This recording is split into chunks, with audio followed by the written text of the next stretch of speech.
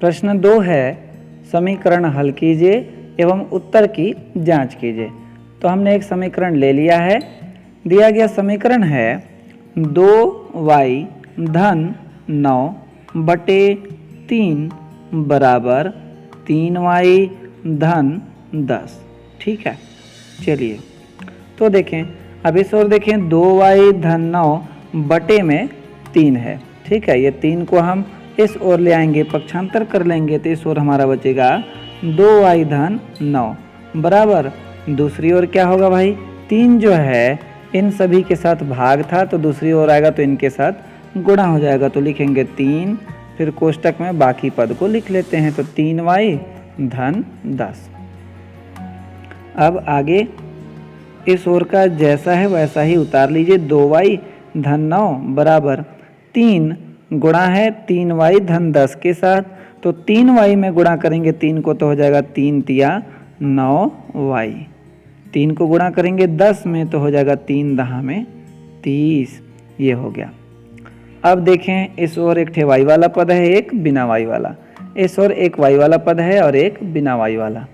तो एक साइड हम क्या करते हैं, y वाले पदों को रख लेते हैं और दूसरी ओर बिना y वाले पदों को।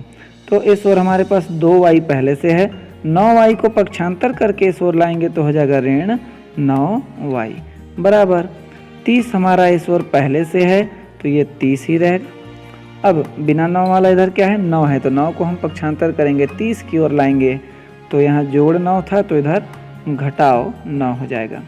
आगे 9y में से 2y घटाएंगे तो बचेगा 7y, 9 बड़ा है ना 2 से, तो 9 के सामने ऋण का चिन्ह है तो आंसर के सामने भी ऋण का ही चिन्ह लगेगा। अब 30 में से 9 घटाइएगा तो बचेगा 21। तो आगे हमको ऋण 7 को दूसरी ओर ले जाना है, तो इस ओर हमारा बचेगा y बराबर, दूसरी ओर क्या हो गया 21 बटा ऋण 7, क्योंकि ऋण 7y के साथ गुणा था, 21 के साथ क्या हो जाएगा भाग, तो भाग दे देंगे 7 से, तो 7 एकम 7 और 7 तिया 21। ठीक है, तो y का मान क्या हो गया, तो y बराबर हमारा बचा, देखिए ऊपर है धन 3 और नीचे है ऋण 1, तो हमारे पास आंसर हो जाएगा ऋण 3। नीचे का 1 को हम नहीं लिखेंगे लेकिन चिन्ह को लेंगे तो हमारे पास आएगा ऋण 3, तो y का मान ऋण 3 हो गया। यही हमारा उत्तर है। अब हम करते हैं उत्तर की जांच। उत्तर की जांच करने के लिए क्या करना है, जो समीकरण प्रश्न में दिया था उसको हमको लिख लेना है, पहला काम। ठीक है, उसके बाद हमने उत्तर क्या प्राप्त किया है, y बराबर ऋण 3, तो y के जगह पे ऋण 3 हमको यहाँ पे रखना है दोनों ओर। ठीक है, जहाँ जहाँ y है y के जगह पे ऋण 3 रखना है, तो हम लिखते हैं y बराबर ऋण 3 रखने पर, तो यहाँ पे इस ओर 2 के बाद 2 के गुणे में है ऋण 3। ठीक है, क्योंकि y दिया है तो y की जगह क्या रखना है ऋण 3। आगे है धन 9, फिर बटे में 3, तो बटे में हमने लिख लिया 3 बराबर, दूसरी ओर है 3 गुणा y, तो हो जाएगा 3 गुणा ऋण 3 धन, आगे है 10, और आगे हल करें तो क्या होता है, इस ओर 2 का गुणा ऋण 3 में करेंगे तो हो जाएगा ऋण 2 तिया 6, और आगे धन 9 बटे 3 बराबर, इस ओर 3 का गुणा ऋण 3 में करेंगे तो हो जाएगा ऋण 3 तिया 9 धन 10।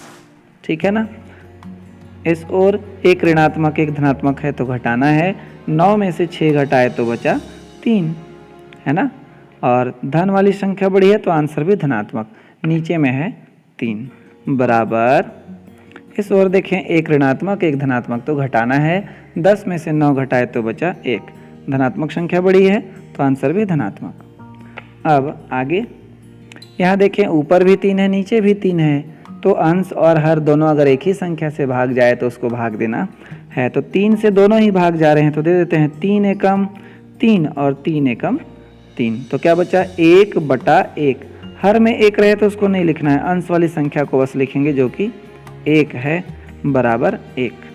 दोनों पक्ष बराबर है क्या, आ गए क्या? तो हम लिखेंगे अतः उत्तर सही है।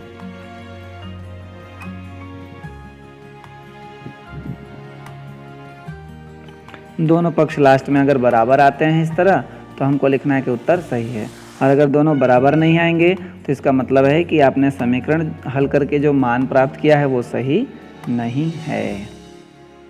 प्रश्न 2 का चौथा सवाल, तो दिया गया समीकरण है 2 फिर कोष्टक में है x ऋण 1, यानी कि 2 गुणा है इनके साथ, तो 2 इंटू एक्स माइनस 1 फिर -3 फिर कोष्टक में x माइनस 2 है यानी कि -3 इनके साथ गुणा है, बराबर 4 फिर कोष्टक में x माइनस 3 है यानी कि 4 इनके साथ गुणा है, और आगे है धन 5 फिर कोष्टक में x माइनस 4 है यानी कि 5 जो है इनके साथ गुणा है। तो चलिए सबसे पहले जब इस पक्ष में हल करने की संभावना है तो हम पहले इस पक्ष को हल करेंगे। तो 2 का गुणा करना है x माइनस 1 में, तो 2 का गुणा किए x में तो आ गया 2x, 2 का गुणा किए -1 में तो आ गया 2 एकम 2, फिर -3 का x में करेंगे तो -3x आ जाएगा, -3 का -2 में तो होगा माइनस इंटू माइनस यानी कि ऋण गुणा ऋण बराबर धन, और 3 दूना 6, ठीक है, बराबर दूसरी ओर x का गुणा 4 का गुणा x में करेंगे तो 4x, और 4 का गुणा ऋण 3 में करेंगे तो 4 तिया 12, फिर 5 का गुणा x में करेंगे तो 5x, और 5 का गुणा ऋण 4 में करेंगे तो ऋण 5 चौको 20, इतना हो गया। अब इस ओर x वाले दोनों पदों को जोड़ के या घटा के लिखना है, तो यहाँ पे क्या है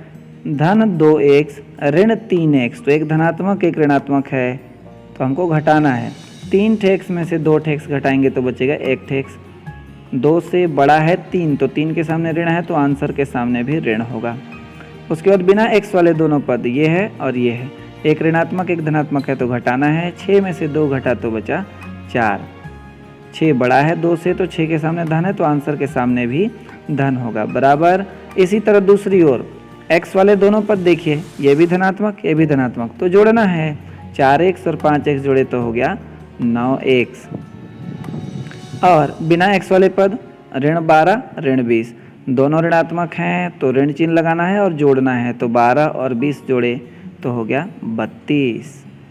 अब देखें दोनों ओर, एक ठे x वाला पद है एक बिना x वाला, एक ठे x वाला एक ठे बिना x वाला, तो हमको x वाले को एक साइड रखना है, बिना x वाले को दूसरी ओर। तो इधर पहले से -x है, 9x को इस ओर लाएंगे तो हो जाएगा ऋण 9x, बराबर इधर पहले से ऋण 32 है और धन 4 को इधर लाएंगे तो हो जाएगा ऋण 4, तो दोनों ऋणात्मक हैं तो जोड़ना है और आंसर भी ऋणात्मक होगा, तो 9 ठे x और 1 ठे x तो हो गया 10 ठे x, बराबर दोनों ऋणात्मक हैं तो ऋण चिन्ह लगाना है और जोड़ना है, 32 और 4 हो गया 36, है ना, यहाँ पे x भी होगा।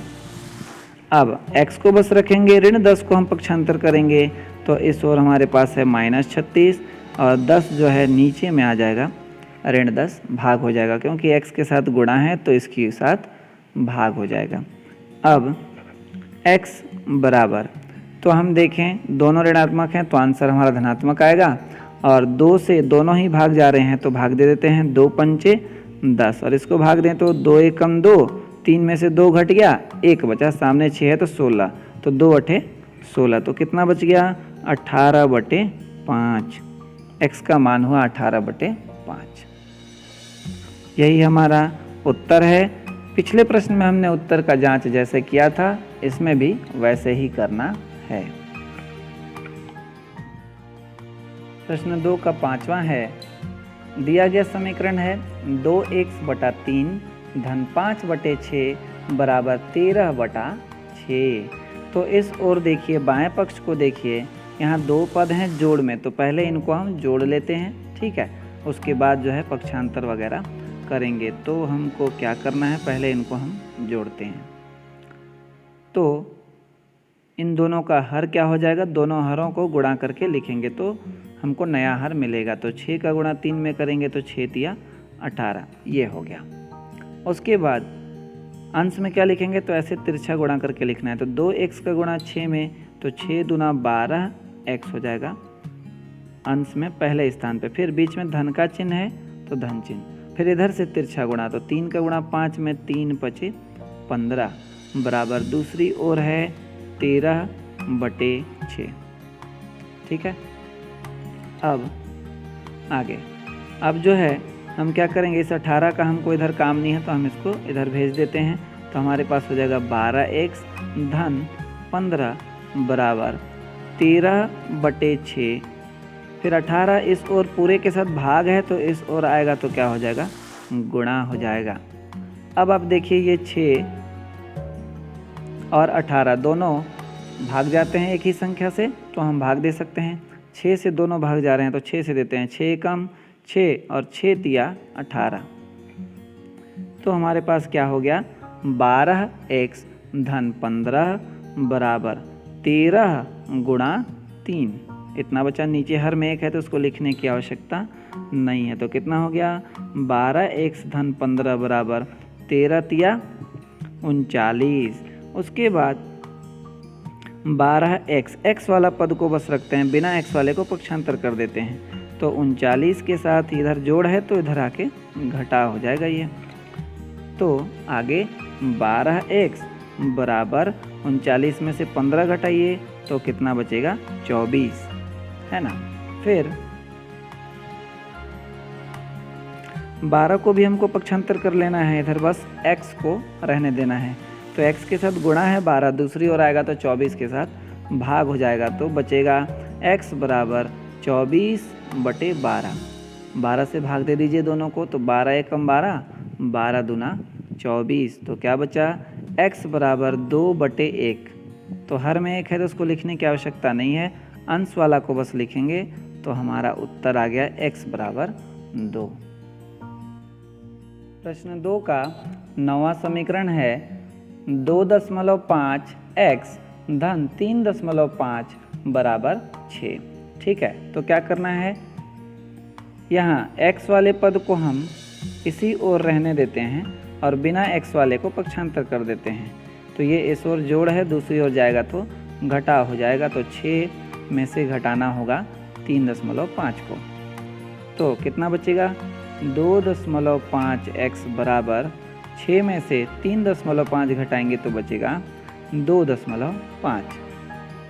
अब इस ओर सिर्फ x को रखना है, 2.5 x के साथ गुणा है तो दूसरी ओर आएगा तो इस संख्या के साथ भाग हो जाएगा। तो लिखेंगे 2.5, है ना ये वाला, और इसके नीचे आ जाएगा 2.5। तो देखें अंश में भी 2.5 है, हर में भी 2.5 है। तो ऊपर और नीचे अगर संख्या समान रहे तो उत्तर होगा 1। ठीक है।